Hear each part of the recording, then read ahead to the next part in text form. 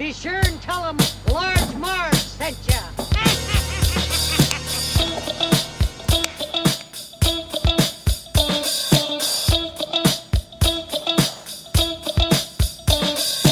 In the 90s, we were just teeny tykes. We liked our movies and our bikes. We wanted to be DJs, but we were just teeny gals. So we went off to college and we remained best pals. 20 years later, we're still watching flicks and we're bringing you the favorite bit by bit. Sweety and Sweety are here to say it's the Large Marge Santa's podcast.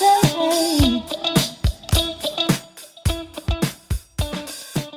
Hey guys, welcome to the Large Marge Santa's podcast, your favorite podcast where two Sweety sisters talk about their favorite flicks from childhood. I'm Sweety with a Y. And I'm Sweety with an IE. And today we covered a request by Sweety. She's, on a little Stephen King kick. It's kind of what she does in the summer.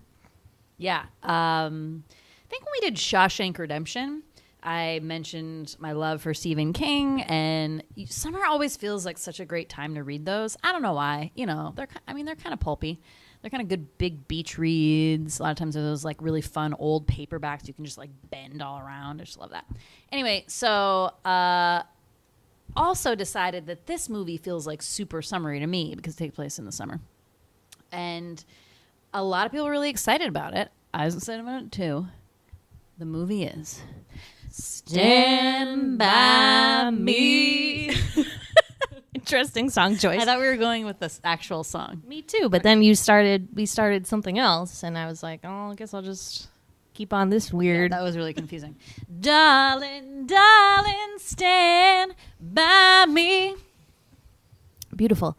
When was this movie made, Sweetie? So this movie was made in 1986, much older than I thought it was. Sweety, that was the year Sweety with a Y, was born, which there's a lot of good movies from 1986. Directed by Rob Reiner. Fantastic. His favorite film he's ever directed, apparently. And it's like, Rob, like, what about Princess Bride? Yeah, what the fuck, Rob? Really? All right, whatever. Well, that means like, doesn't mean like best movie of his that he's directed. It's like one he enjoyed the most because he had the most fun. I don't know. Right. And I think and this is also Stephen King's favorite adaptation. Is it adaptation or adaptation? Adaptation, I think. Yeah. What's adaptation? That's like when you like animal? Adapt to something? Yeah. Okay. I was having trouble spelling that today and I was like, wait a minute, this is weird. Also his favorite adaptation of one of his films because stories. Because if you know anything about Stephen King, well, first of all, every one of his fucking stories has been made into a movie or a miniseries. The guy is like, I don't even know. I mean, the most prolific, I think, in terms of like shit being turned, like his stuff being turned into movies, for sure. I can like barely even think of one they haven't touched. It's like ridiculous, right? So say what you want about Stephen King. I don't know if you're a fan or not. If you're not, like, fuck you. No kidding. You don't have to be. Like I said, he's not for everybody, especially in like that horror genre. But, and as Sweety has said to me many times, because we covered Shawshank and that also a very successful adaptation. Thing with Stephen King's books is they're very long. Usually, they consist of tons of characters, and that when people try to adapt those into movies or miniseries, it's not often very successful because there's just too much in his books that don't lend well to actually like the way that movies work or even TV. However, Stand By Me, otherwise known in the Stephen King world as The Body, was a novella. So, what did you say to me about that and how that transitions into film?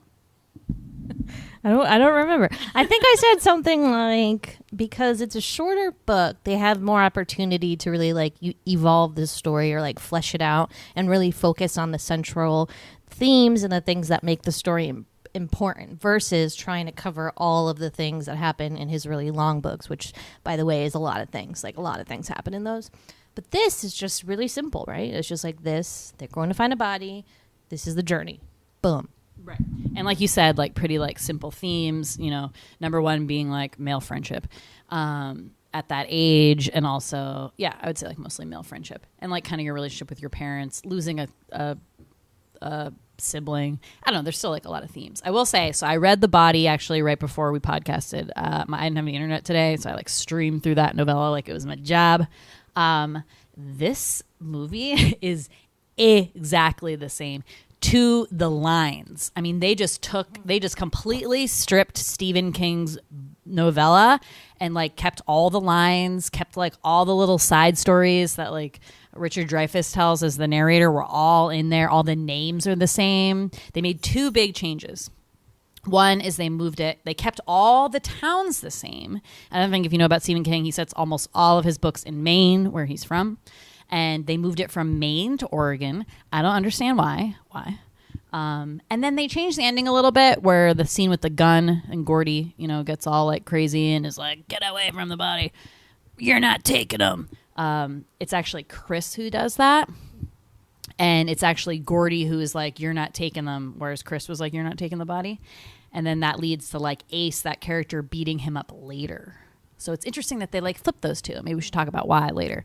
But those are the only big changes that I saw. Other than that, like I've never read a short story in a movie that was so similar, honestly. I was like spooky.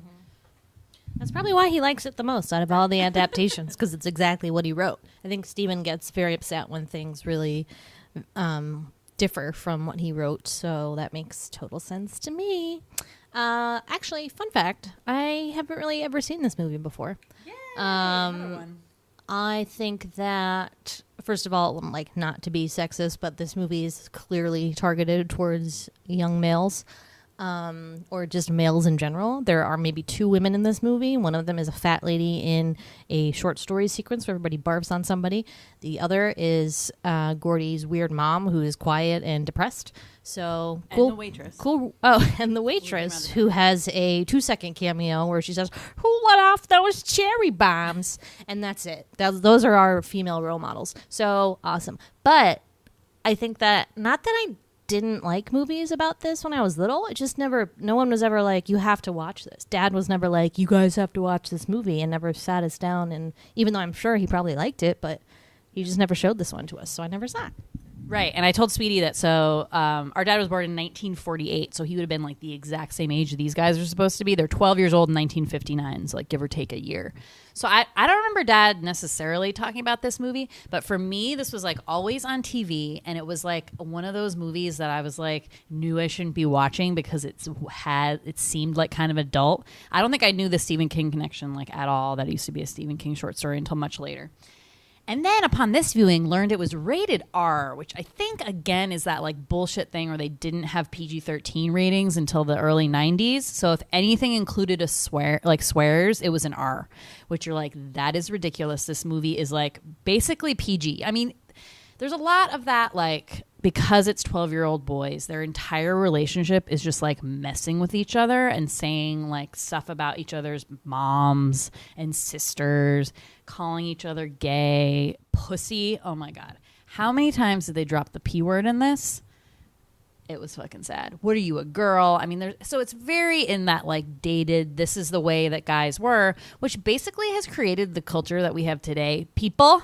So, it's funny watching that like through the lens of 2018 and being like, oh, this is why we're here. Like, this is how they treated women. Like, I don't know if funny is the word I would use. Funny. I don't know if funny is the word either. Depressed. Awful. Anyways, but yeah. So first time viewer over here, but saw the end actually recently. We were on the Cape or something for Thanksgiving, and this was playing, and we caught it at the tail end. So I saw like the leech scene on. Always heard about it, obviously, because of the terrifying eating contest puke scene. If you don't know, now you know. I have a fear of vomit. So I guess really we're just keeping on that train. Keeping on the phobia train. The Sweeties. Choo-choo. Let's watch every movie that contains a fear of Sweety. Yeah. So that's what happened. But good times. So did you like it though? I mean, I know, kind of like what we just said, it's kind of like hard to watch it when you're like, well, like this seems like, I mean, it's not outdated in the sense that it's supposed to take place in 1959, so you're like, okay, like that all works, but like, what did you think of it from a like first time viewing from 2018? It was kind of boring. There's just like not a lot that happens, so it's kind of, I don't know, I just expected more adventures, but it was just they're just like walking in the woods for 2 days. So, did you get like that feeling that okay? So if like men. It's an interesting dichotomy in this movie, right? Because you have like the guys who are trying to be all tough and you're a pussy if you don't do this or that. But like pretty much each one of them has like a breakdown sobbing scene sort of supposed to sort of show that like, you know, they're trying to be these like hard men, but they're like going through all these like pretty like emotional things. And then they have each other obviously as friends to like help them out. But then like 2 seconds later, they're like kind of joking again. But did you like get that from it at all? That they kind of had... That was kind of like a big theme of the movie. Yeah, I got the themes, but I don't know. I didn't feel a connection to it the way that I did like Now and Then, which is actually very similar to this movie and obviously something they probably ripped off to make that movie. But it just goes to show like why we need representation for different genders here. Like if I had seen this when I was little, I wouldn't have liked it at all. But I saw Now and Then and I liked it a lot because it was about a story about people like me. Interesting. I still really liked it when I was a kid. I think because I was like, ooh, like I said, I'm watching this like forbidden movie I shouldn't be watching.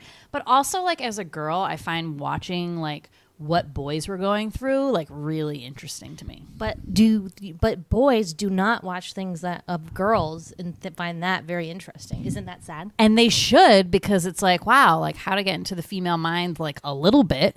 Here you go, like watch this stuff. And that goes with literature too. I mean, I don't know if we've talked about this, but like many men that I know who read, not all, definitely not all, don't read women authors.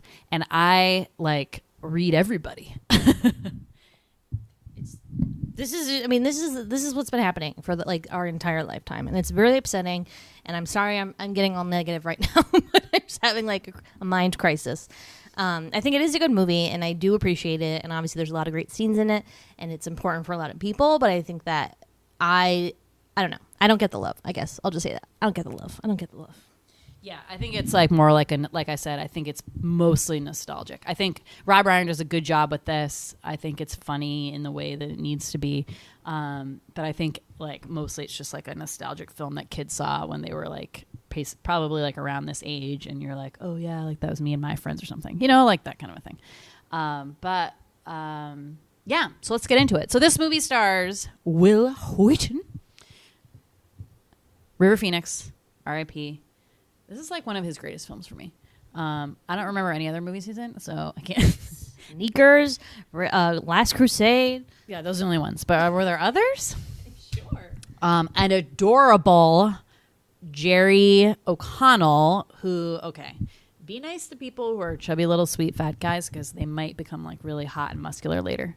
I'm just saying. Can I just say that he is not that fat? Like, I've always grew up like hearing about him in this movie, being like, oh, the fat kid, like little fat Jerry O'Connell. He's pretty much the same size as River Phoenix in this movie, but because River Phoenix is a little bit taller, you don't notice it. But if you look at them from behind, they look the exact same. So bullshit. It's bullshit. No, he didn't. I was like looking when they were all around the campfire. I'm like, yeah, you're right. He isn't, because he's not like fat arms or anything. He's just squat. He has like short proportions. He's petite. What is that called in like the man world? Short and fat. What if like, is that husky? Stocky. Yeah. Corey Feldman. I mean, it's like you can't throw a stone in the 80s and not hit Corey Feldman. I mean, he was in like every fucking movie. It's crazy. And he basically plays Mouth, but like in different like decades. Think about it. Yeah. He's great in this. He's like I think, I don't know. I have a fondness for each one of the boys. I'll explain why later. But I really like Corey Feldman in this. Rando John Cusack as Brother Denny, R.I.P., dies in a Jeep rollover, which is like the stupidest way. I mean, Jeep accident. But he's like in a military base. He was like in basic training. Yeah. But like, why didn't they have him die? I guess they couldn't have him die in the war because there wasn't a war for him to die in. So they're like, oh, like he's in basic training. Oh, okay. Yeah. That makes sense. The whole time I was like, who dies in a Jeep accident? Like, who like calls it out as a Jeep accident and not a car accident? Now I get it. Oh, totally. And now, like, that I've read the book, like, they leave out so many details that I think the way they word some of the script, like, works. But now I have the backstory and literally everything that is said in this film. And I'm like, oh, that's, like, interesting, like, why they couldn't further explain that. Anyway, that's just the problem when you read a book and they follow the book so closely with the screenplay. Who else? Kiefer Sutherland. Sorry, I have a friend Sunderland, so I always like confuse it. It's a last name, not their first name isn't Sunderland. Hi, Erin. And Jen. Kiefer Sutherland. Yes. Fucking freaky. Is there anything scarier than a grown man with a casual toothpick? I just want to know. Why do they need it all the time? That's what I'm saying. That's why I'm like, it's a casual toothpick that's used as like a fashion statement, and it's so upsetting to me. Anyways, Kiefer Sutherland is like an eternal rapist, and he has something that I like to call rapist syndrome, which is you play your rapist once in a movie, bad news, you're a rapist your whole life. He's a rapist in every decade. Just like Corey Feldman is basically Corey Feldman in every decade. He is, or Mouth every decade. Like Kiefer Sutherland is, no matter what decade you plop him in, rapist. He's just got those eyes that like looks like they're gonna kill you. Like he wants to rape you and kill you. It's really hard for me. But yeah. So wait, are we gonna get into it or not? Are we just gonna keep saying all the people that are in this? Well, we do that sometimes. Okay. The best boy in the. I'm just kidding. That's it though. That's all the main like big people, right? Yeah. Yeah. So really good film. Let's synopsis it. I'm excited. Ready? It's time for the sweet synopsis. Yeah. Sweeties. Suck my fat one, you big dime store hood. All right, we'll unpack that one later. Gordy, what's his last name? Duchamp. He's LeChance. Oh, see, They all have really they all cool have like last weird names. like French names. I'm like, what's happening here? Not all of them. But they have cool I know. last names. Gordy LeChance is a 12-year-old boy who lives in Castle Rock, Oregon, Maine. And he's having a good summer. You know what? He's hanging out with his friends. We got Chris, who comes from kind of a troubled family. His brother seems like a psycho. I don't know their last names. Chris Chambers, Teddy Duchamp, whose father was in World War II, and he's obsessed with that. But bad news, he's crazy and like pressed him down on the stove, burned his ear off. Oops, he's crazy. And then Vern Tessio, who is the fat kid, quote unquote, because I'm quoting because he's not fat. He's just like a little chubby and short, which we explained. But everyone, he's the one they all make fun of. He's the Chrissy of the group, if you will. And they're having a grand old summer. One day, Vern comes into the treehouse. Not the best summer, because what happened to Gordy? Gordy's brother died about 4 months ago. Real sad. His parents still haven't gotten over it, and they kind of are mean to him, which is really fucked up. So he's having a bad time. But he's a writer, so he's getting his feelings out through writing. Anyways, one day, Vern comes into the treehouse, all excited. He's like, "You guys, guess what? I was under the house looking for my jar of pennies, and I heard my brother and his psycho friend talking about how they found a dead body in the woods. I think it's that missing guy, Eddie." Ray Brower. Who's Eddie? I don't know. I think Eddie might be one of the rough. Like, Okay. So they're like, "Whoa, cool, dead body! Like, we got to go see it." But you know what? It's kind of far away. But they're like, "Let's take the weekend. We'll like go and camp out there. We'll go find it. We'll be heroes because we'll find the body. They'll put our pictures in the paper. Woohoo! Let's do it." You know how far away it is? 20 miles. Or maybe 30. That's like really far in 12-year-old legs. That's crazy. And they don't even bring any food. Okay, but what are the distances that you would walk on your walking trip in Ireland or whatever? Like, what was a normal day? 12, 15 miles. Okay, proceed. See? It's like, dude, to walk that far, like, pretty much takes all day. If you're in the city and you're, like, walking on a sidewalk, different story altogether. But, like, if you're in the wilderness, like, a good 12 to 15 takes, like, 6 to 7 hours. So it's a long time. So they're like, let's make this summer super fun. And BT Dubs, it's like the end of the summer. It's like going into Labor Day weekend. So they're like, let's make this summer super fun. Let's find this body. So they like make up this story that they're like sleeping in Vern's backyard in a tent. And they tell you know, that whole thing where you're like, "Mom, I'm at this person's house." And that person tells them that you're at your house, like that whole game. So they get their little rucksacks, basically like sleeping bags, but like not as bulky. Some canteens. Like I said, no food. Weird. Not thinking. And they start out on this hike. So they start hiking, and they're like, "Oh shit, it's going to be 30 miles. Like, what's the best route? Blah, blah, blah." And I think, so the first thing that happens is they go, which I don't even get this part. Like, why do they go and sit in the junkyard for a couple hours and just like shoot rocks into a coffee can? Because They were waiting for the general store to open or whatever, where they got the food or Was that something. why? I don't know. Yeah, so they like need food, so like they go, and that part's kind of a throwaway. There's like a dog there that it's called Chopper that everyone in the town is like super scared of. It's like this old junkyard. This guy Milo runs. He has this dog, and like everyone's really scared of him. But then once they see the dog, it's like just like basically like a golden like retriever. Pretty sweet. Though he does bite Teddy in the bum. What else? So then they come upon like the way to go. They're following the train tracks to where they think the body is. So they come to a river, a large river that has a bridge where the train would go over. So they can either hike 5 miles down and cross at the people bridge where there's like a place for people to walk, or they can just walk across this bridge that's just train tracks with like those wooden slats and it'll be 10 minutes to get to the other side. So like great, what would you choose? Obvi the 10 minutes. However, Sweety, when was the last time a train came? They don't know.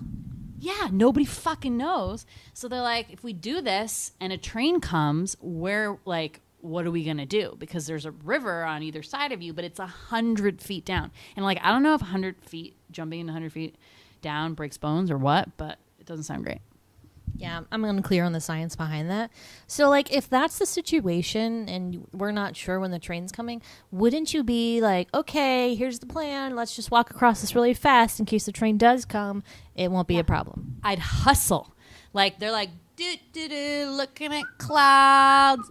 Like, Vern is, like, crawling on all fours. Because, like, the thing is that there's, like, spaces in between these wooden slats. So if, like, you're not watching your step, you're going to fall through. And you could, like, you won't fall all the way through, but, like, you could break an ankle or something.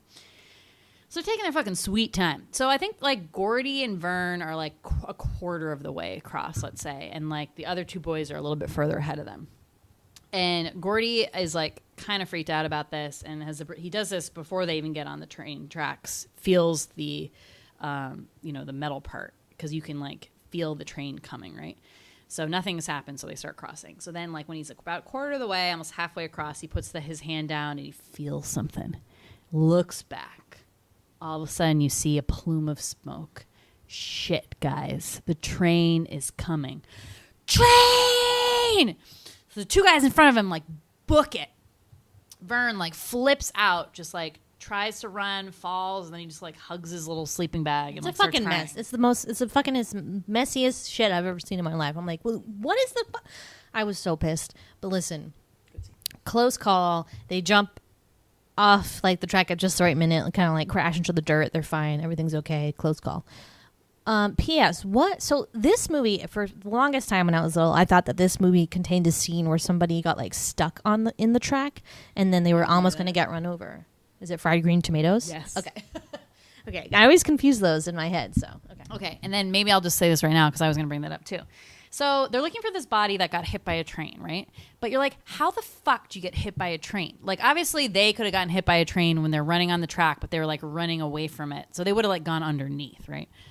But like this body that they're looking for, he was like hunting for blueberries and like apparently got like hit by a train. In the Stephen King book, they explain it that like so it's supposed to take place in Maine, and it's very true that in Maine there was like, and there still is, sections of Maine that are like just forests. There's no civilization for miles. So if you get turned around, like you could walk in the wrong direction, and people die all the time. Like you just can't find them. The woods are so thick and so deep.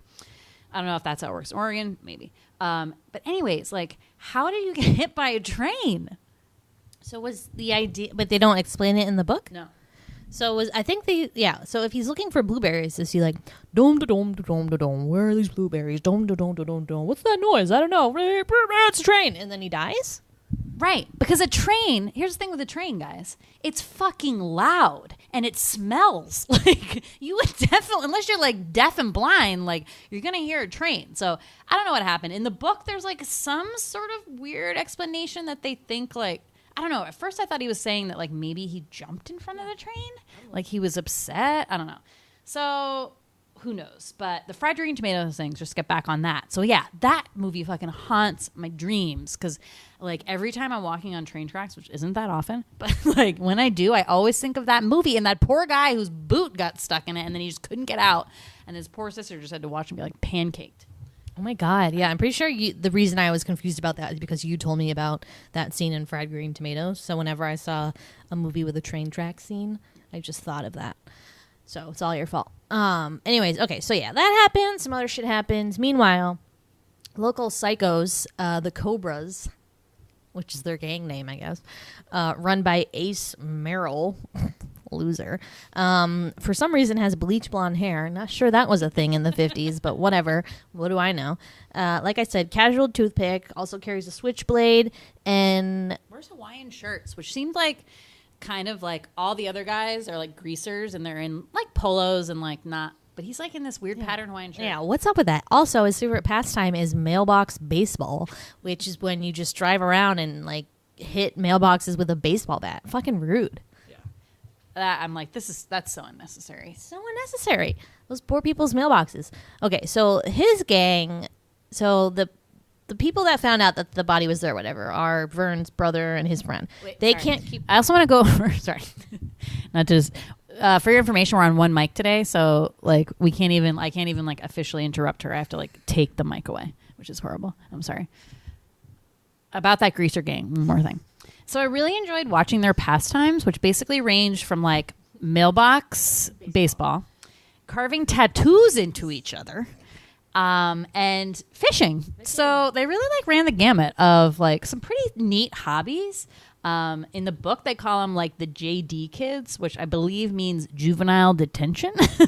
So they all had like committed crimes and maybe did some like soft time in like JD. And I think that's pretty funny. But, you know, they were well-rounded. I mean, fishing, hey. Can't go wrong with fishing. So they know about the body, too, so now they're going to go there as well. But the other kids don't know that. So they're still having their journey. Some other things happen. There's some leeches, a campfire. We'll go into it. Soon they come to the body. They find it. They're like, whoa, that's a dead body. And it's different. It's not what they thought. I don't know what you think when you are like, I'm going to go see a dead body. Like, what you thought it was going to be? What do you mean? Well, I've seen that part before, so I knew. So when I was a kid, this part freaked me the fuck out. I don't think I could even look. I was like, I don't want to see it. I don't want to see it. And I always thought that like dead Ray Brower, I mean, you don't ever see him alive, but like looks weirdly like a clown. And also I'm like, you're 12? Because I don't believe it. Wait, that kid was 12? Yes. No. Went to school with them. Doesn't mean he's 12. No, they could be like in high school. They could be like all one school. No. Okay, yeah, no. He was like 18. I know. By far. Yeah. Okay, whatever. So they find the body. They're like, ooh, dead body. Okay, we're here. Great. Yeah, however many days. Like, how long has he been dead for? Probably a while. So they're like, what do we do now? Let's make a stretcher and we'll carry him out. But then the Cobras break up the party. And they're like, listen, guys, the body's ours. So you better get out. And they're like, no way, man. You came in cars. That's not fair. Which, like, I don't know who's making the rules, but, like, I don't know if that is a rule or if that counts. But whatever. So it's kind of like a tussle. And then Ace gets his switchblade out and threatens Chris. And Gordy fires a gun that Chris brought with them. And he starts getting all crazy. And he's like, you get away from us. And then spooks the guys and they leave. Yeah, because at this point, and we'll go over this a little bit, but Gordy basically has had a breakdown, so he's like fucked up, man, and like no one messes with Gordy. So he was like really gonna kill Ace. He's like, and like Ace is like, man, why aren't you like your brother? And he's like, that's fucking it. And he like, you know, slaps the gun back, cocks the gun, snaps. I don't even know any fucking gun tech terminology. I have no fucking clue. And yeah, he's like, you better get away. And like, okay. And like Ace is like, okay, dude, like whatever. Like we're not forgetting this. Like, you know, this is going to come back to you and stuff like that. So after all that, they decide, well, Gordy decides not to take the body back. They cover it up with a blanket and they leave it. They end up making an anonymous phone call because it ended up being, oh no. I just broke a glass. Hold on. And we're back. Sorry for that brief crisis. Sweety broke a glass, as you heard. That was pretty great. /not, Way to go, Sweety. As if anyone knows who watched our YouTube video when we got guest starred on Johnny Vought's show, The Review on Bedford TV, Sweety talks with our hands a lot. So she was just flapping all around, blah, blah, blah, talking about dead bodies, poof, hit the glass. Anyways, so the cover of the body, anonymous phone call. I just got really excited about things. I know. So all that journey for nothing. Oh, well, nuts. But what did they learn, Sweety? So really, because I think Gordy was like, you know what, guys? It's not about bringing the body back. And basically, like, profiting off of this guy's, like, life and his death. Like, they were all going to be famous. And I think he just felt that it was, like, really insincere to do that to this poor kid, Ray Brower. But also that I think he got, and they all got, so much more out of this trip than, like, the fame that they, like, thought was going to be the only thing that came out of it, you know? Like, they all had these little meltdown moments. They had some close times, like, you know, as you would do on, like, a 2-day camping trip. I mean, it's just like what happens. So, meanwhile, so we didn't explain that this whole movie is being narrated by Richard Dreyfuss. Because suddenly, Will Wheaton, when he turns 35, we don't know how old he's supposed to be, becomes Richard Dreyfuss. Which, in, like, what world does Will Wheaton turn into Richard Dreyfuss? I ask ya. So the whole time, Richard Dreyfuss is, like, narrating this as Gordy. And they come home, you know, they hike all the way home after deciding not to turn in the body. And then the Richard Dreyfuss, you know, the older Gordy is narrating kind of what happened to all the kids. So he says that Teddy and Vern, they kind of drifted apart as people do, you know, once you kind of don't have as much in common as you get older. You're in different classes depending on what level you are in school, like how smart you are, etc. So those guys kind of did their own thing, and him and Chris remained friends. So Vern ends up getting married and having 4 kids, and he works at, like, some place in town. Teddy tried to get into the army many times, but he had, like, the bum ear and glasses, so he couldn't. And then I forgot what he ends up doing now. Do you remember what he said they did? I don't remember. Jail. They said he was probably in jail one time. Okay. So can you not be in the army if you have glasses? No, you definitely can. Why were they like his eyes? I think there's, like, a certain level maybe of like prescription maybe that would disqualify you. But I think the big thing was the hearing. So in the book, he's like, wears hearing aids. So that was like, you know what's so fucked up? Even today, still, as a woman of 32 years old, I'll be like, oh, good thing I can't get qualified for the draft because blah, blah, blah. And I'm like, girl, you're not going to get drafted. You're 32 years old, right? now we're too old. We're too old. Yeah. I know. Unless they change it. Yeah, now I think of that too. But yeah, I mean, the draft was not like it was like 18 to 29 or something. Like even you were like 30, you were like too old for the draft. That's why I was always young kids. And then they talk about Chris. So in the beginning of this, Richard Dreyfuss is like sitting in a car and reading this newspaper clip that says like attorney like dies in knife fight at bar in Portland or something like that. And you are like, whoa, like, what's this about? Because you're like, who the hell's an attorney? Like, who's this? Who's this? So then you learn that Chris, despite being like kind of from this really tough family full of dumb kids, his dad's an alcoholic. He like worked really hard in high school and became a lawyer and was like really like ended up being like a pretty smart kid.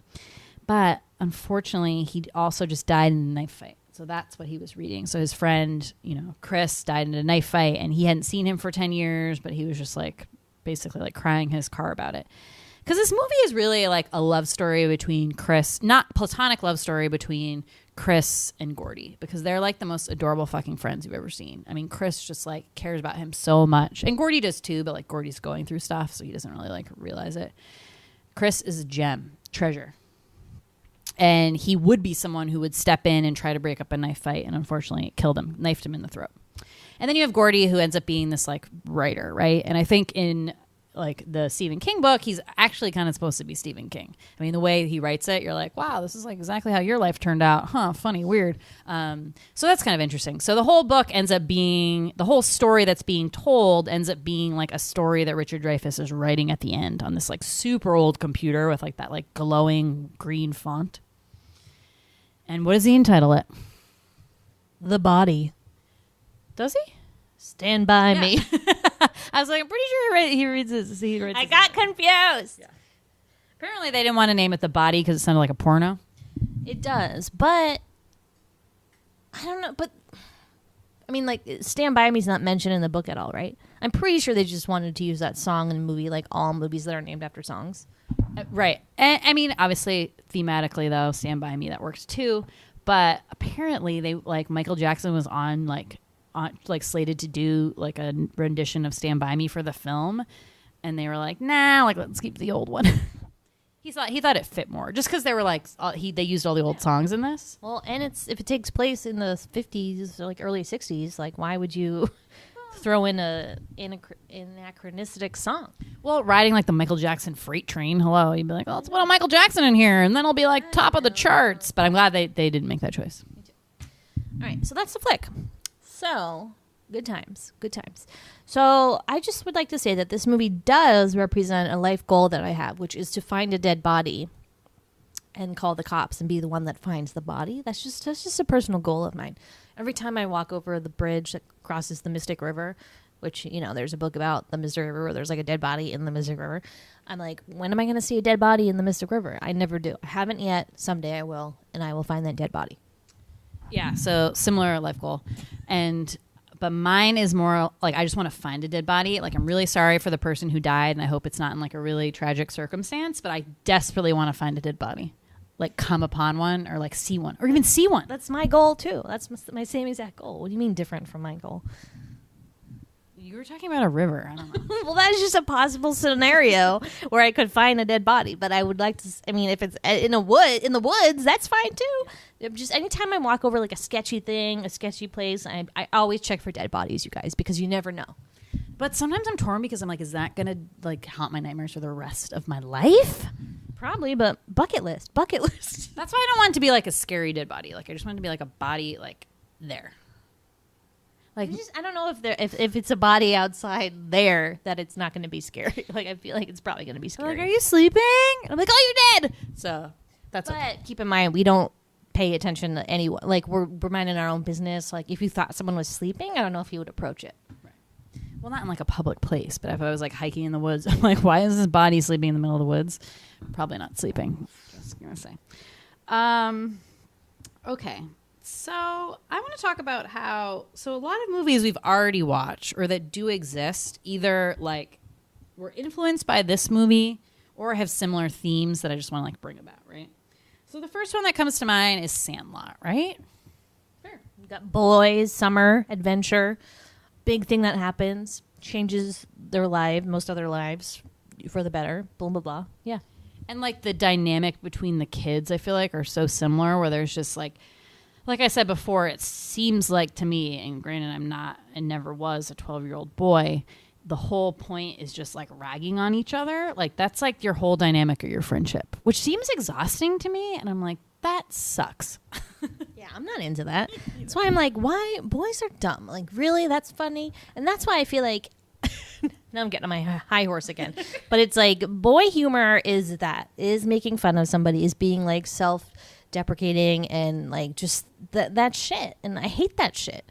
And even though, I don't know, I just feel like it gave every boy like license to do that. No, I agree. The only thing I do want to steal from guy friendships is the fact that they call each other by their last names, which I think is really cool. Girls don't do that. I mean, they could do that if they wanted to. We just why don't. we? I don't know, because our names are cool. No, I think they're cool, but I just think that's like even cooler when guys in this whole movie, they're like, LeChance, hey, Chambers. I mean, there's only some of them. Like, I feel like they call Gordy that mostly. No, they call their first names. I didn't write down any of their last names because I only wrote down what they were calling each other. No, they did it all the time, and I kept being like, "That's Maybe so the cool." bad guys. The bad guys were calling them their last name. Yeah, definitely the bad guys. But like Chris did it a lot. I almost call him Chambers. See, I'm so cool. Okay, so Sandlot, just from like the 12-year-old boy in the summertime for sure.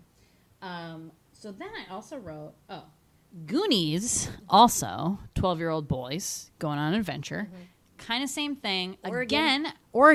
Again, kind of chubby kid you make fun of most of the time in Chunk. And the barf scene, which is like identical. How was it identical? Oh, yeah. But that was Chunk fake story. Yeah, but that was fake barf, so it's like a little different. Everyone started puking up on all each other. It was the worst thing I've ever done. Okay. Any others? Okay, Goodwill Hunting. Get this. So the whole plot about Chris being like, you need to leave, and this is a huge part of the novel, you need to leave your friends because basically like we're dead weight. Like you're super smart. You need to get out of this town. That is basically the plot of Goodwill Hunting. Chris being Chuck, Ben Affleck character, and Gordy being Goodwill Hunting, Will Hunting, Matt Damon. That's like the same freaking thing that happens. Wow. Now and Then is the big one that I noticed was maybe the exact same. It's girls instead of guys. But also their summer goal revolves around a dead person of some kind. So for the girls, it's finding out how dear Johnny died. For this, it's finding the actual dead body. There's also a fat friend that they make fun of for being fat, who's not actually fat. Chrissy and Vern. And just like real similar themes. I think even Roberta has a speech at the end that's just like Gordy's speech, where she's like, "Why do you have to die? Why do anybody have to die?" Ah! And how they're not really friends when they grow up. So that's like such a Yeah. which we have talked about how that does really happen. I mean, that's a reality. Yeah, but wow. Similarities. I mean, it's not to say that they all took this from Stand By Me. I think it's just a very common theme with kids in that age group. You can go on adventures. I mean, what else are you going to do? You're 12 years old. There's not a lot for you except to look for dead bodies. So, or go to the arcade, what have you. But yeah, that's pretty cool though, that they all kind of are in the same wheelhouse. Yeah. Okay, so I'm kind of ready to talk about the big scenes. A little bit more depth. Okay, so right off the bat, before this movie even started, I wrote down the 4 main ones that I remember. And I have not seen this movie in a good, let's say, 10 years. First viewing, probably when I was 8. All right, so the train scene, which we already talked about, which is pretty intense, excellent scene. I thought that was really well done. I was freaking out as much as Chris was freaking out. It was good. And River Phoenix does an excellent freak out. His face gets super red, and he's just freaking out. It's awesome. Number 2, the Barforama / Lardass scene, which is a story within a story, which I'm always so interested by those. In the book, there's a couple of them because Gordy's supposed to be a writer, so he throws in some stories he's actually written. So this is one of them. And that scene is crazy because it starts out with Gordy telling the story. So you don't know that it's going to switch to them kind of dramatizing it. And it's creepy as hell. And I always stood out to me. I don't know, the people look creepy. The kid is kind of gross. The barf was a lot, not as bad as I remembered it, though. It was basically just fruit juice, because it's blueberry pies. And so the whole story is that, why does Gordy tell this story? I don't know. It's a revenge story. It's about this kid named, I forget what his real name is, but they call him a Lardass. He's really fat.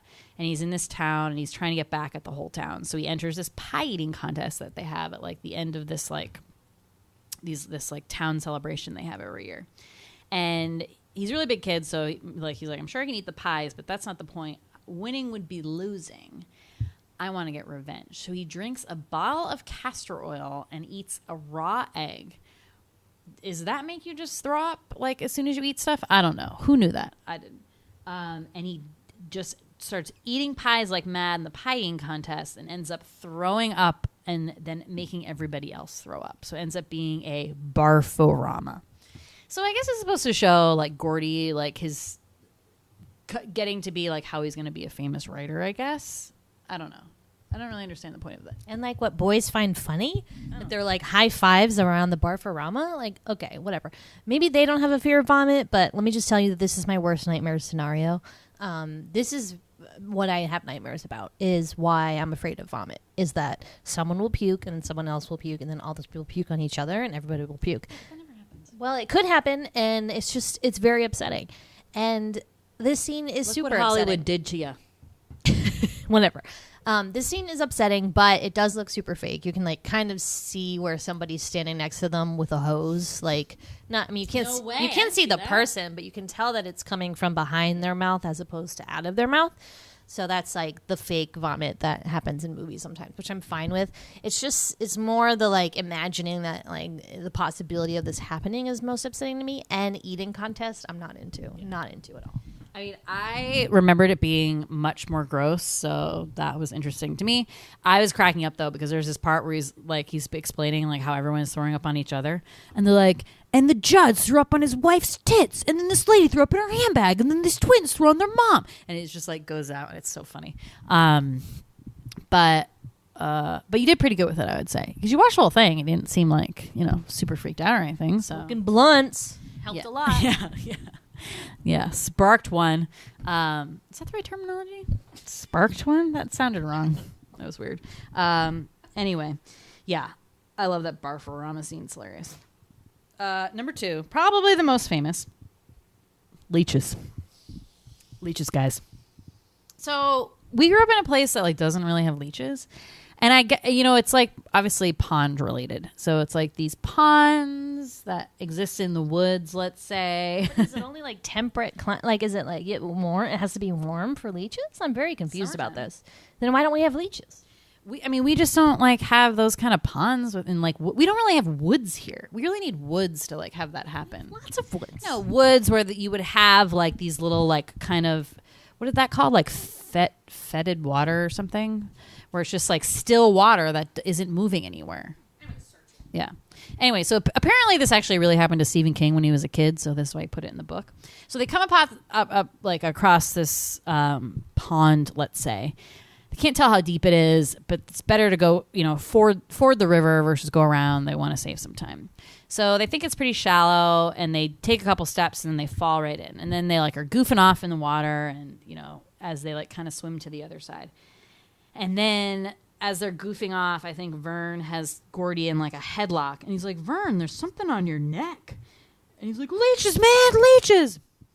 And they like flip out, and they all take off their clothes and like run off and start peeling off, and they're all over them. So they're all over their front, all over their back, and they're all kind of flipping out because this is bloodsuckers. They won't hurt you. I mean, they will like basically suck as much blood as they can, and then they fall off or burst, I believe is how leeches work. But it's really freaky. I mean, they're sucking your blood, and they also like you don't feel them because apparently when they like put something into you, they put like something that makes it so they put their little fangs into you. They put something so you can't feel it. Are leeches in Massachusetts? Yeah. Oh no, I've never come across one. And so anyway, so then Gordy, none of the other ones checked their private areas, which I thought was interesting. Gordy's the only one because he must have felt it on him. And apparently there was a leech attached to his nuts, which when I was little, I always thought it was his penis for some reason. And then Chris does say there was like a leech attached to his nuts. And in the book, it's definitely his nuts because apparently he has a scar there for the rest of his life. And his wife asks him, "What's the scar?" when she's like fondling his nuts one time. And he's like, lies to her about it. Stephen King gives so much detail. It's hilarious. Why wouldn't he? That would be a cool story. Be like, "Oh, this one time a leech was on my nuts." Like, what? Don't hide that. No, it's a great story. So clearly like Gordy is flipped out or freaking out. And I will never forget that image since I was a kid when he like puts his hand, his tiny little tighty whities, they're like teeny tiny, pulls it out, and he has the leech, but his hand is also covered in blood. So he freaks out too, passes out. Poor Gordy. And he's like so tiny. He's like the tiniest little thing. Boys are so lame. It's like any other month in a girl's life. Hey, normal guys. A little blood and they pass out. Losers. No, but that is also gross. Anything attached to their dick. Yeah. Well, the nuts. That part was gross. Leeches I find to be really gross. Just the way that they were just knocking them off each other's skin just like really skeeved me out. Yeah, and they'd leave these little like welts or whatever where they're attached to you. Like, ew, so gross. But crazy scene. I was going to say something related to that. Now I can't remember. You go. Okay. And then last scene for me, as I talked about a little bit before in the synopsis, when you finally come upon the Ray Brower body. So you don't know, like when we said, like what when you hit by a train, like what the fuck do you look like after? Like I think it's worse in your head, and then once you see the body in the movie, you're like, oh, that's not bad. But you don't know because basically it's just these like legs hanging like in this like bramble patch. And there's a shoe, And they say this thing that like he got knocked right out of his keds, which is like, imagine that, like the force of something that will knock you out of your shoes, which actually they say a lot when you get hit by a car sometimes. You know, the force of that will just like knock you out of your Nikes. And so they come across him, and like he is like a gash on his knee. So you see he's like a little bit bloody, but basically his face is covered by like brush. And then they take off the brush, and it's his face. And like I said, it's almost like kind of clownish. And he has like a big cut on his head. His nose is bloody. And he looks like really pale, but not like that bad. But it's spooky. Yeah, I mean, it actually kind of looks like the dead body in the Goonies in the freezer, in the ice cream freezer. The same, like, eyes open. It's creepy that his eyes are open, I think, is the creepiest part. And he looks kind of relaxed. Like, he doesn't look like he just got hit by a train, or that he just got hit by a train without realizing he was going to get hit by a train. You know what I mean? Yeah. In the book, the description's really great because he's, like, covered in ants. There's, like, ants all over him, and this beetle crawls out of his mouth. Really freaky. Yeah, he does a really good job about that. And they say in the book, like, his eyes, like, one's rolled all the way back, but then one is just, like, staring straight out. The story is excellent. I completely recommend it. I mean, like, obviously I've seen this movie, and so I knew everything that was going to happen in the story, but I thought it was, like, the level of detail in the story is great. So are we saying that Gordy, his breakdown is because of the leech on his nuts? Or, like, is that just what Chris thought? But was there something deeper? Yeah, so like we said, there's a couple breakdowns during this whole movie. So like Teddy has one because someone calls his dad like crazy, right? So he like flips out and starts sobbing. And they make this kind of interesting parallel or kind of thought about how Teddy's dad is a World War II vet. He stormed the beaches of Normandy, he always said, and Teddy's like super proud of that. However, he has horrible PTSD before PTSD was a thing, you know, diagnosed, and leads him to drink and then horribly abuse his son. So we talked about that in the beginning, where Teddy gets his ear basically like held against a stove, and it's like all scarred up. And his dad ends up going to a mental hospital after that. But anytime someone calls his dad crazy, like he flips the fuck out. So when they are in that junkyard, the guy who owns the junkyard says something, and Teddy like flips out, and then he starts sobbing. So that was like really sad. It was a very vulnerable moment for Teddy, who's like kind of a nut job anyway, but who never really shows like any sort of emotion. Then you have Chris's breakdown, which like he tells the story about how he, like, everyone thought he stole this lunch money from like every like milk duty or something. You collect money from all the kids and then turn it in for the milk, and everyone gets a turn to do it. And then when it was his turn, like the money went missing, and so they didn't even like ask him. They just thought he stole it, and so they gave him what he called a 3-day vacation, so he had to miss school. Turns out he did take the money, but then he felt bad, tried to turn it in, and the teacher took it, but then took the money herself and bought her a new skirt. Okay. Is that much milk money to buy a $7 skirt? apparently. What? For the whole school? Yeah, That was just for the class. Maybe it was just Oh for my school. God. So then he starts sobbing because he's like from this horrible family that no one believes he can do anything just because his family sucks. And he's like, I want to go somewhere where nobody knows me, because he's just been followed around by this Chambers last name. His dad's a drunk. His older brother, in the book, his older brother like committed like a rape or something. So it was like in Shawshank prison. And then the other brother, Eyeball Chambers, is friends with Ace, whatever his name is. So he's like this horrible name following him around. So he just is really upset, so he like cries to Gordy about it. So that's like his little breakdown. And then Gordy's breakdown, as you said, is when the leeches happen, but then that kind of makes him kind of think about things, and he basically is just like, why did my brother have to die? Why did my brother have to die? It should have been me. But what about the leeches spark that off? I don't get it. Well, he like fainted. He was in a vulnerable state. I don't know. I think it was because he saw the dead body. Oh. I think that was like... Did that? But is that when it happened? Yeah, I guess that is when it happened. Shot the gun. But he saw the dead body, and then he's like kind of freaking out. And then the other kids go to look for sticks for the stretcher, and that's when Chris is like talks to him. Yeah.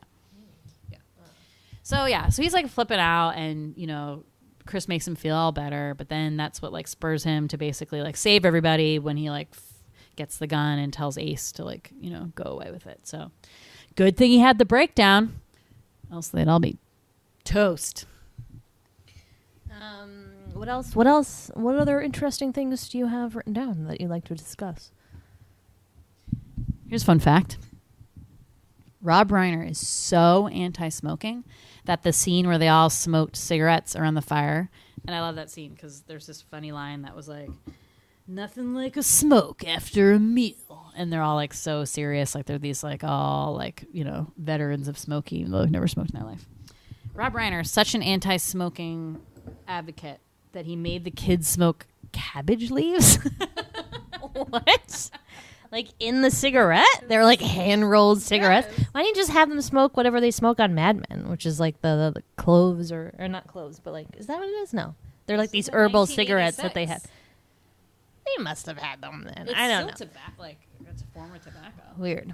Well, I will say, and I've talked about this a lot recently, where when I was little, I did think smoking was really cool, but I never wanted to actually do it because it seems a little scary. But I thought that it looked pretty cool, so I'd often pretend to smoke. Now that I smoke pot and I have bought a lighter, I feel really cool. Last night, some crazy lady was like, does anybody have a lighter? And so I was like, oh my God, I have a lighter. Oh my God. But I'm not going to say that I do because I don't want to give it up. I don't know what's going to happen. I don't know. But it was really exciting for me to know that I had a lighter in my purse where like I could have helped somebody in that situation. But smoking does make you feel really old and cool. And it's really sad. But I'm sorry. It's the way it is. It is the way it is. Things will never be the same. Okay. Question for you. No, sorry. Things I learned in this movie that I didn't know. So there's this part where they have to decide like who's going to go to the grocery store to get the hamburger and the rolls and the Cokes because they didn't bring any food and they got to go buy some. So they're like, okay, let's flip a coin. Odd man out goes. So meaning like whoever, you know, if it's all tails and you have the one head, like you got to go. So they do it and they flip them over and they're all tails. And Vern goes, that's a goocher. And I never heard that phrase before, and I thought it was hilarious. So that means that, like, very unlucky, apparently, if everyone does that and it's all tails. And then Vern tells a story about how this kids were, like, going on a beer run or something like that, and they did that to go into the store, and apparently they got a goocher, and then on the way back, they all got into this, like, horrible car crash. I don't know. It means I think they made that up. I don't think that's, like, a real term, right? I feel like it's like an old Maine thing. That's like the whole novel is all these like funny like Maine terms. Everything on the internet says quotes "Stand by me" as a source. So I don't know, but this says something out of the norm. For instance, of a very strong alcoholic drink. That's a real goocher. What? Here's another one. Of a stranger wearing a bright pink poncho. What a goocher! I mean, we use that. We just didn't know we did. Goocher? Well, gooch, which I feel like is shortened. Not my fault. She's a gooch. That's like a song I made up. I think it's the same. I think it all means the same. That's funny. Yeah, I thought that was funny. Courtesy of, I mean, it was in the book, so made up by Stephen King then. So good for you, buddy. Voiceovers. I was trying to think of other movies that have like the voiceover effect, and especially these ones that have like the flashbacks between like obviously the older person narrating it about like their young life and like what happened. So obviously this one does now and then has a little bit of one, right? Mm-hmm. Radio Fire, I remembered, and the narrator is Tom Hanks. Crazy. Shawshank. Yep, I put that down. Oh. I think that the voiceover thing is cool. Actually, I have a question. So because you just read the short story, do they go into the scenes with like the gang, the Cobras? Like, do they have those scenes in the book that from their point of view?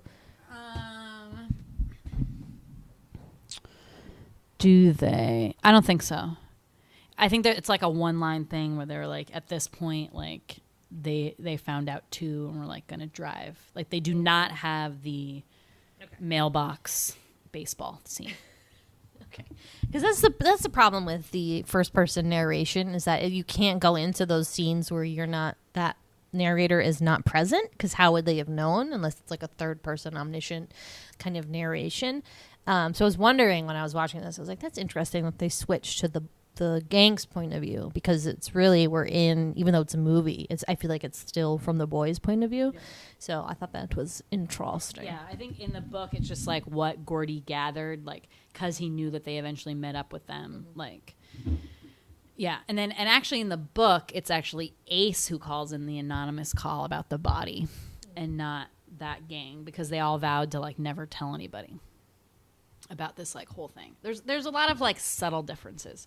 So how they explain like why the parents didn't like Gordy as much was because his mom had like all these miscarriages, and the like doctor was like, you're never gonna have kids, and then she like miraculously had his older brother, and then they're like, miracle baby, like you're never gonna have another one, and then she had one like wicked late, like 10 years later. So his brother was 10 years older than him, and so they were basically like grandparent age when they had Gordy. So then like they just couldn't really like relate to him as like a little kid, and he just basically like didn't exist for him. So it was really sad. So it wasn't even like that they were grieving, it was just that they didn't even really like him as much, which was sad. What? That's bullshit. That's the most bullshit story I've ever heard in my life. Whatever. Okay. What else? What are the differences? What? Yeah. Yeah, so like I said, the thing at the end about Chris fires a gun and not Gordy. In the book, all the kids are dead by the time Gordy is writing this story. So in the book, you have Vern dies in a car accident. Teddy, what the hell happened to Teddy? His was like pretty bad. I forget. Also dead. Oh, Teddy. Oh, no, Vern, sorry. Teddy died in a car accident. Vern dies in a fire. He's living in like a halfway house, and like someone smoking a cigarette like falls asleep and it like catches the whole place on fire. And then Chris is still the knife fight like in the diner. So he's writing it like being like looking in the past, being like none of these kids made it past 30 years old, which is super freaky. Which I think about sometimes when I like know, there's been a couple kids in my elementary school who like didn't make it. And I always think about like if I was that young and like looking around my classroom being like, wow, like that kid's not going to be here at some point, like much sooner than the rest of us dying is, I don't know. I'm kind of a morbid person. Wait, you do think about that or you don't? Yes. Oh, I don't. I think when you're a kid, you have this very... I didn't think about that when I was a kid. Oh. No. Oh, you're thinking about it now? Yeah. But how can you think about it now when you're already 30 years old? That doesn't count. That's not a thing. I think about it more of like a time travel aspect. Like if I could go back to my, like when I was in 5th grade and be like, hey, like, psst, like here's the people who are like going to be dead by the time we're all 30. But as a kid, you don't think like that, because you just think of being immortal kind of, I guess, when you're a kid. Like you feel like being old is so far away that it's not even... Like, we all think we're going to die of old age, but that seems like 100 years away, which it is. If you live to be, like, of normal and have no illnesses and whatever. But that's crazy. Yeah, it's really sad, though. Yeah. They should be more realistic with us and tell us that some of us might die. I'm just saying. Well, because they don't know who's going to die. Like, it's crazy. But, yes, this Stephen King novella is a much more darker tale, as it would have been, as it should be. As Stephen King's like a little bit darker, but but other than that, like like I said, like pretty faithful. I mean, they didn't make like, I think the changes they made to make it like slightly more hopeful film. I don't think they wanted to kill all the kids, and but then like why did they kill Chris? But I think it was just like, I don't know, I think just to symbolize that kid was like basically who he was at 12. He remained like throughout his entire life, to the point like, because in the movie they show him breaking up fights all the time and being that one person who's basically like, always standing up for people. And then that's like what ended up killing him. So I think that's just, you're supposed to like think that Chris was always the person he was like going to be. But I don't get why. So his big reasoning for why Gordy like shouldn't be friends with them anymore, he should get out and like be something because he has the potential.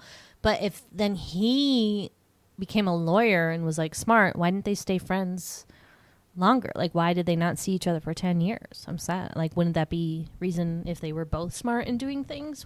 Shouldn't they still be friends? I think they were, but then like, I think it sounded like the Richard Dreyfuss or whatever, Gordy's character moved. He had kids. Sounded like he was maybe like Chris was in the city. You know how like in the book they go to college together. They both go to UMaine, but different like campuses.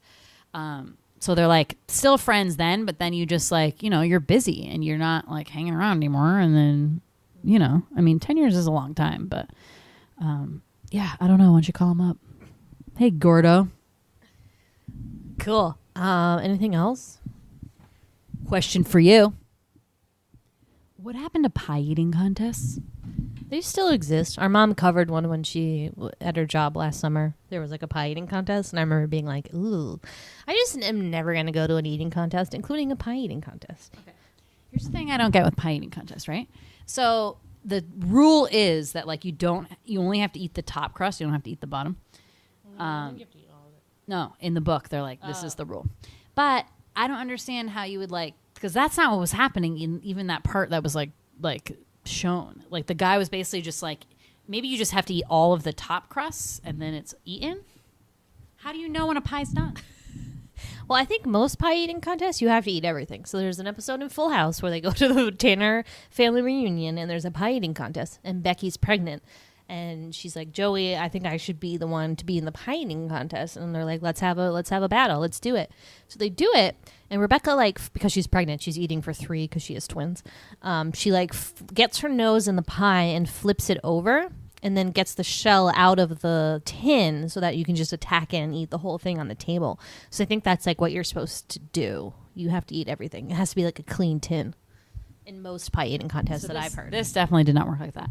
But it just seems like so cumbersome, and you're like, wow, like how many pies would I be able to eat?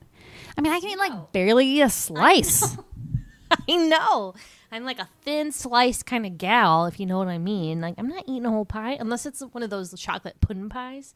I could probably eat a lot of that. That's just pudding. It's just like a lot of stuff going on in a pie because you got the crust, you got the filling. I mean, it's not like a light thing. I can almost get a hot dog eating contest because you're like, okay, it's like light bread and then like a little thing of meat. But I don't know, man. Who invented the pie eating contest? Worst idea ever. Who invented eating contests in general? I hate them so much. I feel like it's like a symbol of like American society, you know, that like we have enough food that we can just like shove it in our face for a contest. Yeah, it's bullshit is what it is. It's bullshit. Bullshit. Should we talk about Kiefer Sutherland again, or did we cover him? Oh, no. We didn't really. Okay, so I just say, and I just want to point out what is with the bleached hair thing. That's the part that's most troubling to me, because like, why were you putting his son in 1959? Why did they feel like they need to make his hair? He's already blonde. Isn't Kiefer Sutherland blonde? Maybe he's not blonde. But so what if he wasn't? Like that's going to be his like determining factor of whether he's a crazy asshole rapist or not. If he has really blonde hair, I just don't understand it.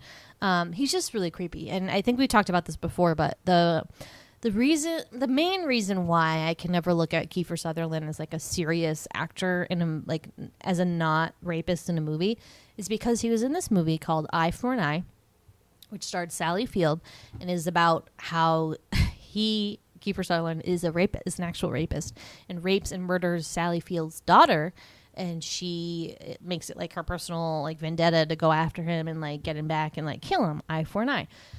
He is so fucking terrifying in that movie. It is the scariest thing I've ever seen in my life. If you watch it, I'm just warning you, like you're going to be traumatized for the rest of your life involving Kiefer Sutherland. Anything involving Kiefer, you're going to be like, nope. Oh, it's so gross. And it doesn't help that most movies he's in, he's the bad guy, the creepy guy, the psycho guy. He's in The Lost Boys as this crazy psycho vampire. Same thing. Eye for an Eye, this movie, that movie with Reese Witherspoon, like Freeway or something. He's like crazy into. He's just always a bad guy. But then I feel like he tried to turn it around in 24, and I'm sure it worked for a lot of people. Unless you saw Eye for an Eye and you were like, I'm not falling for this. I'm not falling for that. Then he was in the Designated Survivor show where he was like American hero. So I feel like he has really like, you know, and also he's toned down his hair color, which I think has really helped because he's not like bleach blonde. He's more like normal. I don't know. He just like, he plays a really good bad guy, which I think that means he's probably nice. You know, like I just feel like I get the sense that people can play really bad people doesn't necessarily mean they're like actually psychopaths. Let's hope so. Yeah. He probably has like bunnies and like kittens, and he's just like, oh my God, I love you. And he probably like cries at movies, and he's like super sensitive. I don't know. Do you know Kiefer Sutherland personally? Can you give an interview? Please call us at 508. Kidding. Are you looking up, is Kiefer Sutherland nice? Oh my God. Do I know you or what? Here's a good article. My encounter with actor Kiefer Sutherland at the airport. Oh my god, this is perfect. The following takes place between... funny riff on 24. Okay. I spy Kiefer across the room. He looks like a bush pilot. What does that mean? I don't know. He is wearing a sage green scarf flung around his neck. The scarf makes him stand out. If it is Kiefer, wouldn't he want to be incognito? Blah, blah, blah. Blah, blah, blah, blah, blah, blah, blah. I marvel at how polite Canadians are. Oh, yeah, he's Canadian. He's Canadian? Well, because remember Donald did like the voiceover at the Vancouver Olympics. They're like his like main person, celebrity. Kiefer William Frederick Dempsey George Rufus Sutherland. Excuse me? Hello? That's Why his does he full have name. 25 names? Is that necessary? Oh my god. Okay. When we get to when she actually, maybe he sees me coming. He's on his cell phone. Blah blah blah. I fumbled to get business card. What? Oh, I'd like to know how I felt spending time in jail last summer for drunken driving, but that doesn't sound like the right icebreaker. You won't do it again, will you? This sounds like a mother's question. Instead, I try to act like his Hollywood agent. Hi, Kiefer. I have something for you, I say when he finishes his phone call. I fumble to get a business card out of my back pocket. Yikes. I explain that I've been trying to find a way to contact him. My friend's written in the great Canadian novel. Blah, blah, blah. Thanks, I'll be sure to look it up, he says. I start babbling about how great he is, how surprised I am that he doesn't have any bodyguards or PR people with him. He smiles. Nice meeting you. Have a good trip. And then he leaves. Huh. Interesting. That's it? Good encounter. But, I mean, it's not saying he's not a rapist. I'm just saying he was arrested for drunk driving. So, you know what I mean? No, I'm just kidding. I'm sure he's very nice. Good for you. I mean, whatever. Props to you, Kiefer, doing a good job acting as a rapist. One word. Range. Does he have range? Yes. I just see rapist. Well, he went from rapist to American hero. I mean, that's a good character arc. Personal arc. Whatever you want to call it. Yeah. All right, whatever. Anything else we need to discuss? No, I'm out of notes, but I had a good time. This movie is an hour and 29 minutes long, which is nice, short and sweet, to the point. So even though Sweety was bored, kept my attention for the whole 129. I just expected more shenanigans. Yeah. There was more shenanigans now and then. It's not about the shenanigans. It should be about the shenanigans. Whatever. If you want to tell me how wrong I am, you can come and find us at the Sweety Club on Twitter or on Instagram at Large Marge Sent Us. Watch your glasses. Don't break them, folks. Thanks for listening.